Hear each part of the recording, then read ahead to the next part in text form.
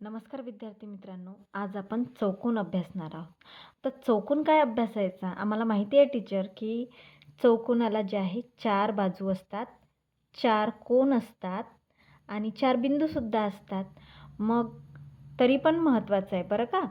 तर तुम्हाला माहिती असेल चौकोनाला 4 बाजू असतात, 4 कोन असतात आणि 4 बिंदूसुद्धा असतात. हे तुम्हाला सगळ्यांना माहिती आहे. परंतु आता आपल्याला शिकायचे आहे की चौकोनाच्या लगतच्या बाजू म्हणजे काय. तर सर्वात पहिल्यांदा आपण या बिंदूंना जे आहे किंवा या कोनांना नाव देऊया. मग आपण नाव देऊया ए, बी, सी आणि डी. ए, बी, सी, डी असं नाव दिल्यानंतर बघा आता ही नावं कशी द्यायची. तुम्ही जे आहे घड्याळ फिरते ना, घड्याळ फिरण्याच्या दिशेने सुद्धा नाव देऊ शकता किंवा असं उलटंसुद्धा देऊ शकता. विरुद्ध दिशेने सुद्धा नाव देऊ शकता. म्हणजे याचं ए, बी, सी, डी असं होईल किंवा ए, डी, सी, बी असं पण बोलता येईल. तुम्ही चौकोन ए, बी, सी, डी परंतु प्रख्यात प्रचलित पद्धत जी आहे आपण घड्याळाच्या सरळ दिशेनेच जे आहे बोलण्याची पद्धत आहे. त्याच्यामुळे आपण सुद्धा याला चौकोन ए, बी, सी, डी असंच बोलूया. ओके. तर आता चौकोनाच्या लगतच्या बाजू बघूया.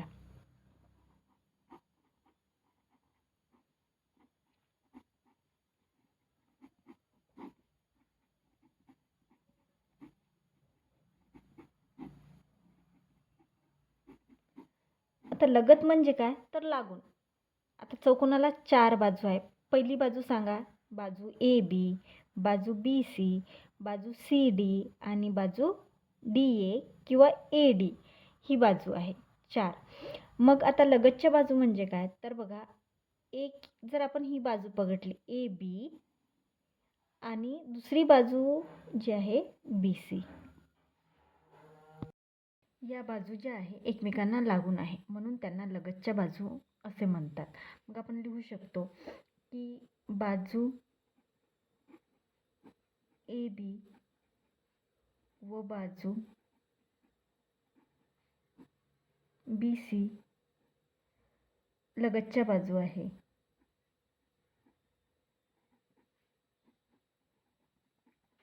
आता यामध्ये तुम्हाला एक जो आहे सामायिक बिंदू दिसतो तो म्हणजे बी. म्हणजेच लगतच्या बाजूंमध्ये एक सामायिक शिरोबिंदू असतो. हे पण लक्षात ठेवावं लागेल तुम्हाला. लगतच्या बाजूंमध्ये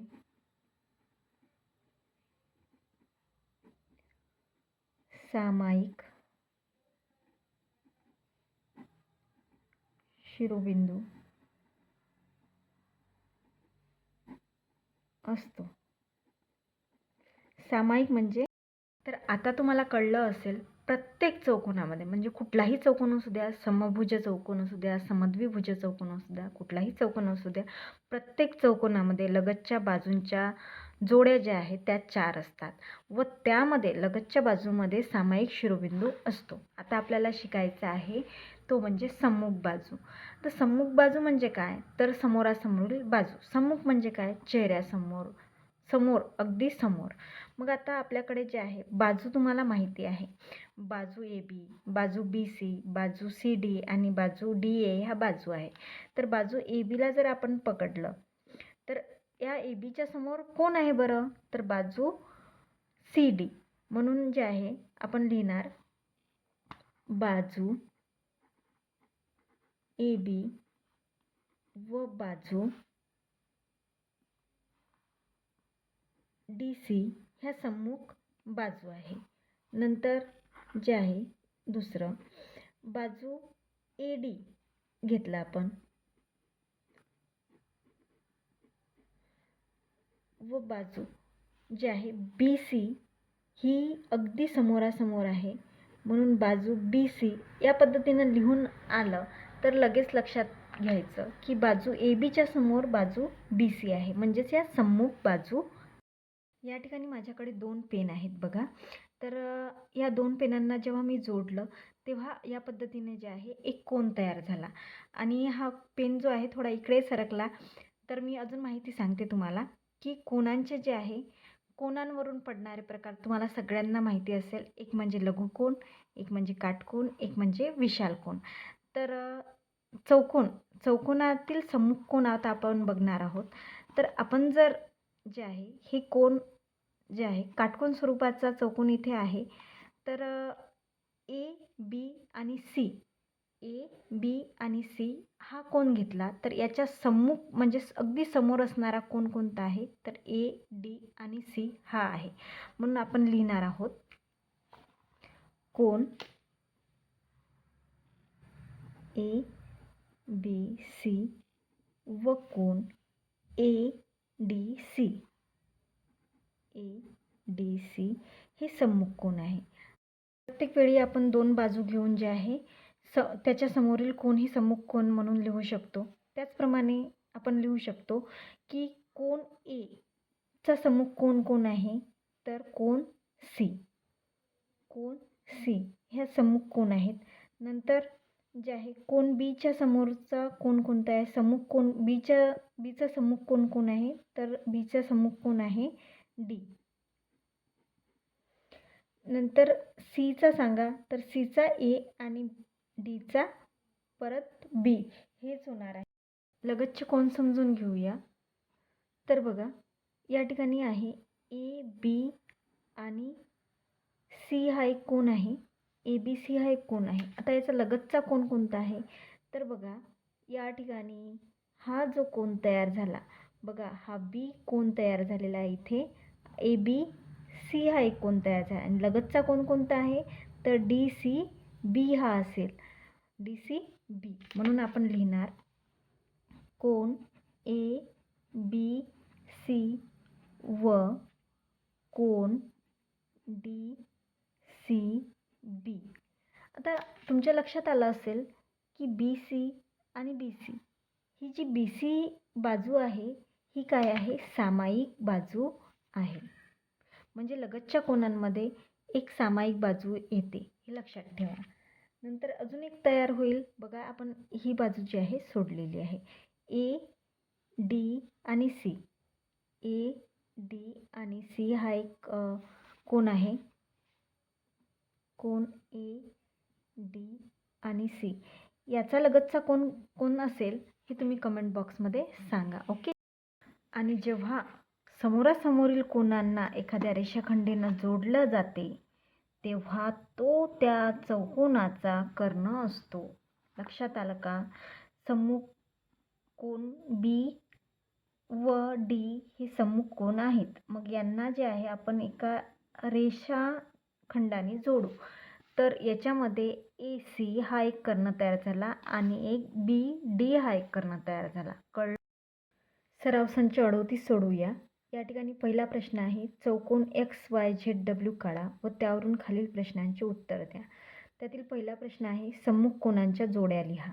मग आपल्याला माहिती आहे की सम्मुख कोन म्हणजे काय? तर कोन या ठिकाणी 4 आहेत. एक्स, वाय, झेड आणि डब्ल्यू. तर सम्मुख कोनांच्या जोड्या लिहायच्या आहे आपल्याला. सम्मुख म्हणजे काय? तर समोरासमोर. मग एक्सच्या समोर अगदी समोर कोण आहे? तर झेड हा कोन आहे. म्हणून आपण लिहिणार कोन एक्स व कोन झेड. नंतर लिहिणार कोन वाय च्या समोर कोन डब्ल्यू आहे. ह्या सम्मुख कोनांच्या जोड्या. प्रश्न दुसरा आहे सम्मुख बाजूंच्या जोड्या लिहा. आता सम्मुख आणि बाजू हे दोन्ही शब्द तुम्हाला समजतात. बाजू म्हणजे काय? तर चौकोनाला किती बाजू असतात? 4. आणि सम्मुख म्हणजे काय? समोरासमोर. जर आपण एक्स आणि डब्ल्यू या बाजूला घेतलं, बाजू एक्स, डब्ल्यू व बाजू वाय, झेड ही जी आहे सम्मुख बाजू आहे. नंतर आपण बघा डब्ल्यू झेडला जर घेतलं, बाजू डब्ल्यू झेड याच्या पहिले माझ्या पहिले तुमचं उत्तर तयार झालेलं असेल तर एक्स, वाय ही जी बाजू आहे ती सम्मुख बाजू आहे. प्रश्न चौथा आहे लगतच्या कोनांच्या जोड्या लिहा. तर अत्यंत सोपं आहे. बघा कोन बघायचा आहे आपल्याला. लगतचा कोन. कोन एक्स वाय झेड हा आपण जर घेतला एक्स वाय झेड, चला घेऊया कोन एक्स वाय झेड व आता लगतचा कोन कोणता आहे तर लागून एक्स वाय झेड हा एक कोन तयार झाला. तर बघा याला जो लागून आहे कुठला कोन आहे हा, तर बघा सुरुवात कुठून होते तर याचे जे दोन बाजू आहे वाय झेड डब्ल्यू, कोन वाय झेड डब्ल्यू हे लगतच्या कोनांची जोडी झालेली आहे. आता आपण जे आहे एक्स वाय झेड घेतलेलं आहे, एक्सपासून सुरुवात केलेलं आहे. आता आपल्या 4 जोड्या तयार होतात, लगतच्या कोनांच्या 4 जोड्या तयार होतात. मग ही पहिली झाली. आता दुसरी तयार करूया. तर दुसरीची सुरुवात आपण वायपासून घेऊया. वाय झेड आणि डब्ल्यू. लगत कोण घ्यायचं आता तर झेड डब्ल्यू एक्स, कोन झेड डब्ल्यू एक्स.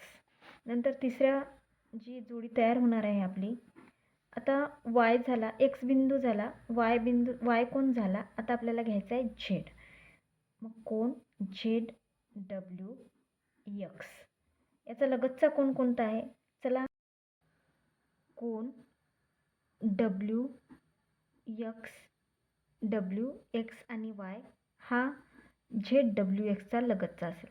चौथा घेऊया, या ठिकाणी चौथा बघा कोन, तर एक्स वाय झेड झाला पहिल्यांदा घेऊन. आता जे आहे डब्ल्यूला घेऊया, तर डब्ल्यू एक्स आणि वायशी लगत कोण आहे तर एक्स वाय झेड हा लगत आहे. एक्स वाय झेड हा लगत कोण आहे. नंतरचा 5वा प्रश्न लिहूया. चौकोनाच्या कर्णांची नावे लिहा.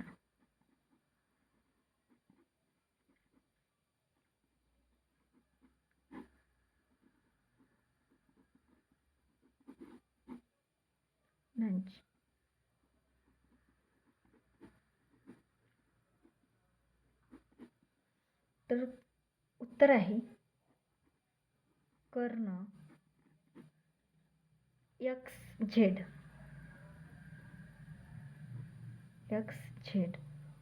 व कर्ण वाय डब्ल्यू.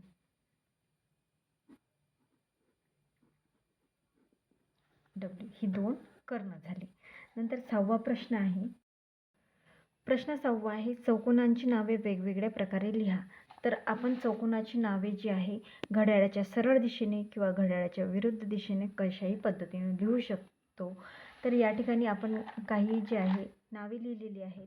तर चौकोन एक्स डब्ल्यू झेड वाय, नंतर चौकोन डब्ल्यू झेड वाय एक्स, नंतर चौकोन झेड वाय एक्स डब्ल्यू आणि नंतर चौकोन वाय एक्स डब्ल्यू झेड. म्हणजे तुम्हाला लक्षात आलं असेल की कुठल्याही बिंदूपासून आपण सुरुवात करून घड्याळाच्या सरळ दिशेने किंवा घड्याळाच्या उलट्या दिशेने आपण ती नावं लिहू शकतो. धन्यवाद.